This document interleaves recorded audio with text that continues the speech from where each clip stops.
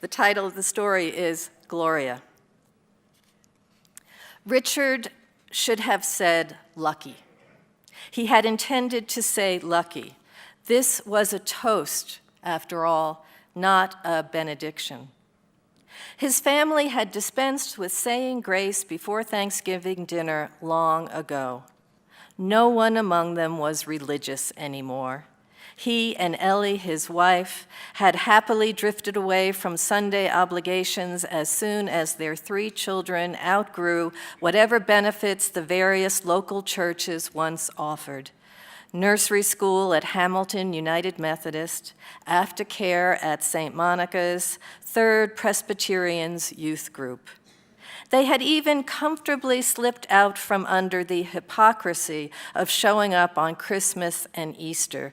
Too many competing interests to balance as the kids went off to college, started their careers, began families of their own.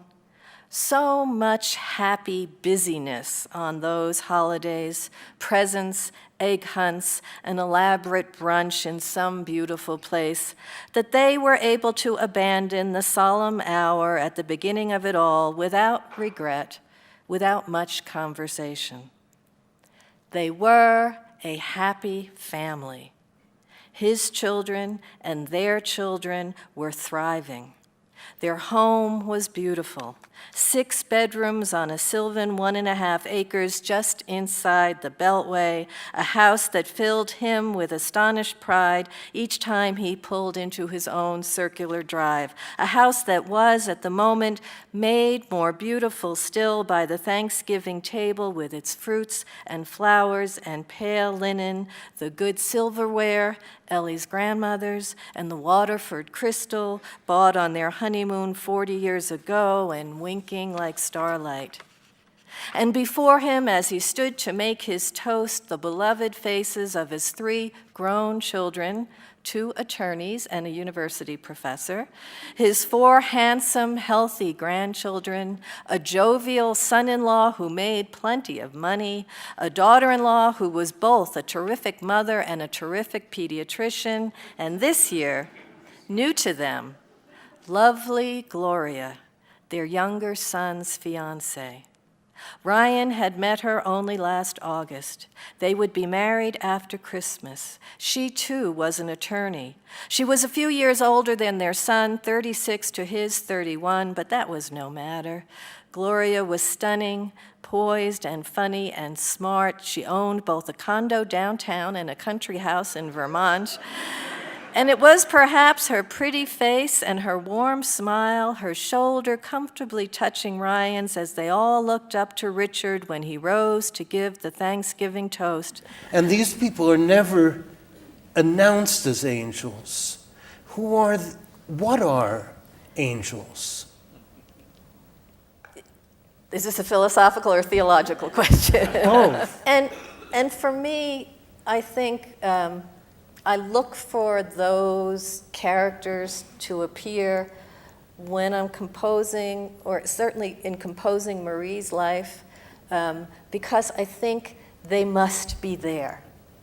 I think that sense of, you want to look at a character, you want to look at the life as honestly as possible. Here is a woman who has essentially an ordinary life, no great shakes, no major tragedies and no great triumphs, but it's her life. And there's always the possibility of dismissing such a life. On the other hand, there's also the possibility of making too much of such a life, of giving her a dramatic tragedy or a dramatic triumph.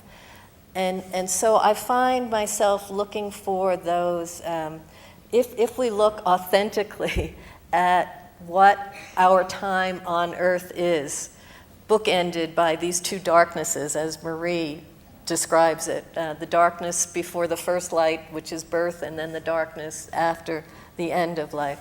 When we look at what time in the light that we have, I'm always sort of summing that up with the words of Yeats. man is in love and loves what vanishes, what more is there to say? And, we're all mortal, and we only have this time, and I don't want to sentimentalize it and don't want to make promises about it that exceed what it is. But somehow, somewhere in that light, there must be these moments of grace. There must be these ordinary, unexpected moments that give us comfort, that there is comfort to be found if we look. So that's how I think I look myself, almost as my first reader. I look for those moments as I'm composing the novel to say, this, yeah, okay, it's authentic, but it's also possibly something we've never considered, a visitor, an angel, a saint. Yeah, well, that's one of the things I understood when I was thinking about Orion in the sky and Orion on Earth, that in addition to this horizontal first light, last light, there are angels, saints, priests, comedians. I think I might flip that, put the comedians first.